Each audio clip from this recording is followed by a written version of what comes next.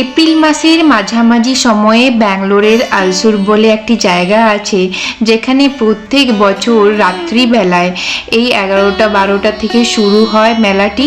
পরের দিন রাত্রি অবধি এই মেলাটি চলে। সারা রাত জাগা সমস্ত মানুষ বিভিন্নভাবে তাদের রথ মন্দির থেকে বের করেন এবং সেই রথ বিশাল হয় এবং তাতে ফুলের সজ্জায় মোড়া থাকে, যা দর্শনার্থীরা পূজা করেন। এবং এটি একটি খুবই প্রাচীন প্রচলন এখানে, যা শুধুমাত্র ব্যাঙ্গালোরের আলসুর এরিয়াতেই হয়ে থাকে। আমরাও এসে গেছি মেলার আনন্দ উপভোগ করতে। প্রথমেই দেখলাম বাচ্চাদের খেলনার বিভিন্ন জিনিস আছে, যা বাচ্চারা খুব এনজয় করছে।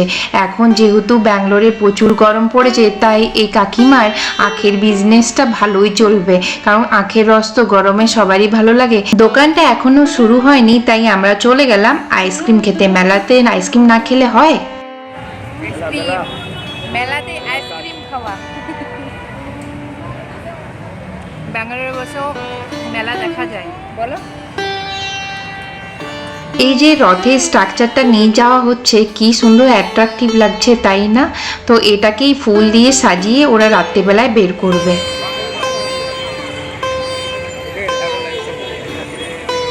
মেলায় বিক্রি হচ্ছে বিভিন্ন ধরনের জিনিস, দেখে তো খুবই লোভনীয় লাগছে। এটা দেখে ছোটবেলায় সেই আমাদের ছাপ ট্যাটুর কথা মনে পড়ে গেল। ঠিক সেখানকারই মতো আছে নাগরদোলা, নৌকা, অনেক কিছু, যা সবাই বড় ছোট মিলে এনজয় করছে। বিভিন্ন টাইপের চানাচুর, বাতুসা, কালারফুল বাতাসা, এক বস্তা মুড়ি, আচারে বম টম সব আছে। খেলনা পাতি নাই, ছোট ছোট নাগরদোলা। এই নাগরদোলাটা বাচ্চাদের কি সুন্দর লেগেছে, সেই ঠিক সিনেমায় যেমন দেখাতো পুরনো যুগের। খুব ভালো লাগছিল নাগরদোলাটা দেখতে। এই ঘোড়াগুলোকে দেখে আমার সেই ছোট্টবেলায় ঘোড়া চাপার কথা মেলাতে মনে পড়ে গেল। একটা মেলায় যা যা থাকে সবই দেখছি এখানে আছে, বেলুন ফোটানো থেকে সব কিছু। আমরা এই ঢোলকটা কিনেছি এখানে মেলা থেকে। আপাতত চলবে সারা রাত ধরে মেলাটা, কালকে সকালেও চলবে, সেই রাত্রেবেলা গিয়ে কালকে শেষ হবে। তাই বিভিন্ন টাইপের খাবার বিক্রি হচ্ছে, সবার এন্টারটেনমেন্টের মতো সব রকমের জিনিস আছে। বাড়ির বড়দের জন্য ঘরের বিভিন্ন জিনিস, ছোটদের জন্য খেলনাপাতি, আর এখানে বাসনপত্রগুলো কিন্তু বেশি ভালোই হয়। আর পাওয়া যায় বাচ্চাদের জন্য বাসনপত্র, সেগুলো খুব ইন্টারেস্টিং।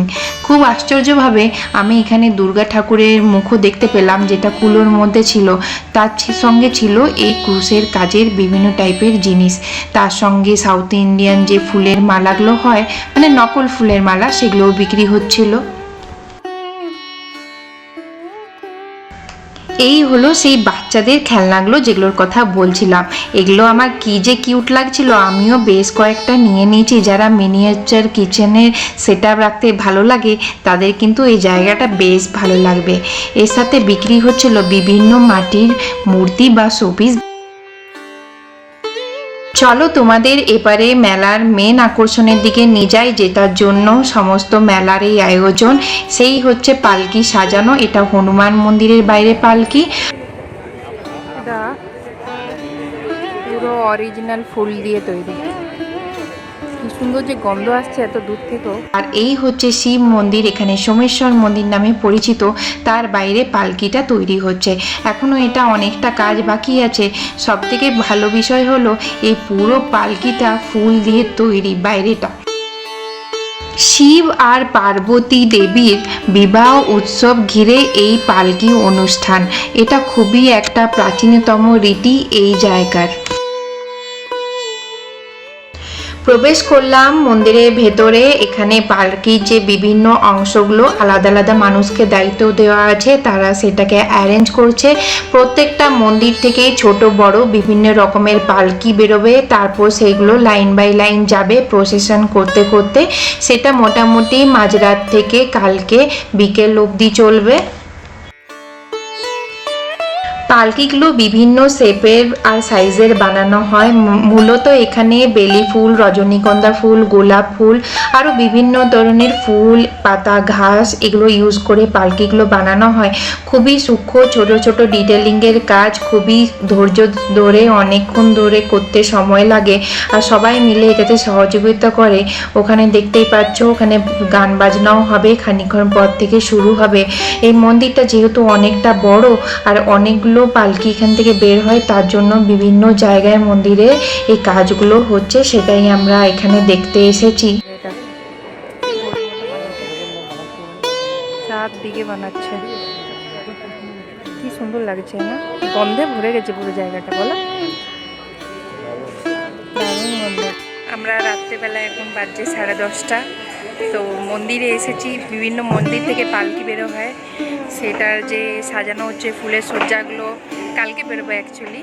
তো ফুল দিয়ে যে তৈরি করে অনেক সময় লাগে তৈরি করতে, তো সেটাই দেখতে এসেছি।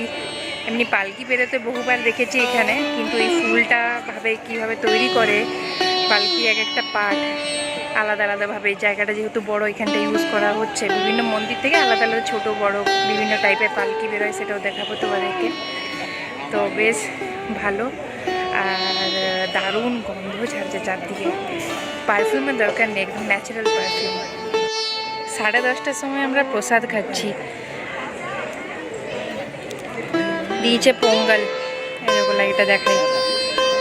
তো বেরোতে বেরোতে দেখছি প্রসাদও দিচ্ছে, তো আমরা প্রসাদ নিয়ে নিয়েছি। পোঙ্গল সৌরভ দিকে খাচ্ছে, ভালো বানিয়েছে। এখন আমি টেস্ট করিনি, পুরো গরম, মানে পুরো এখনই জাস্ট বানিয়ে আনা হয়েছে।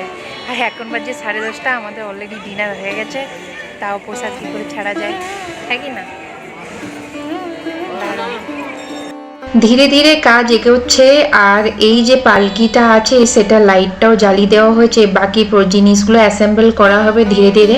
আচ্ছা, এখানে যারা পালকির কাজ করছেন বা যারা বাইরে জিনিস সেল করছে, তাদের জন্য সারা রাত ধরে খাবারের তৈরির ব্যবস্থা হয়, যা বিভিন্ন সংগঠন থেকে বা বিভিন্ন মানুষ ইন্ডিভিজুয়ালি খাওয়ান সবাইকে, মানে পুণ্যের কাজ করেন বলা যেতে পারে।